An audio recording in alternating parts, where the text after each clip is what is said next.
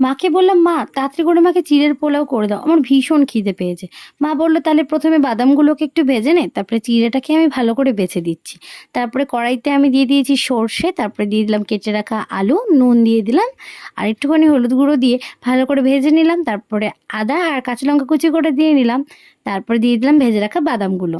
চিড়েটা ভালো করে মা ধুয়ে দিচ্ছে।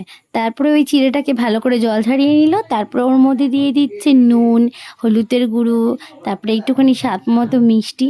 মা আমাকেই বলছে তুই কর, তাহলে মাকে কেনই বা বললাম, মা তুমি আমাকে করে খাওয়াও। তারপরে চিড়েগুলো কড়াইতে দিয়ে দিল, তারপরে ভালো করে মিশিয়ে নিয়ে নুন মিষ্টিটা বুঝে নিয়ে প্লেটে সার্ভ করে দিল। তারপরে আমি ভাবলাম একটু হেলদিভাবে খাওয়া যাক চিড়ের পোলাও। তারপরে একটা ডিমকে ফেটিয়ে নিয়ে নুন দিয়ে ভালো করে ফেটিয়ে নিয়ে কড়াইতে আমি ভুজিয়া বানিয়ে নিলাম। এই চিড়ের পোলাও আগে স্কুলে টিফিনে মা কত করে দিয়েছে, এখন স্কুলও যাওয়া হয় না, সেভাবে চিড়ের পোলাও খাওয়া হয় না। আমি চললাম খেতে, তোমরা সাবস্ক্রাইব করো।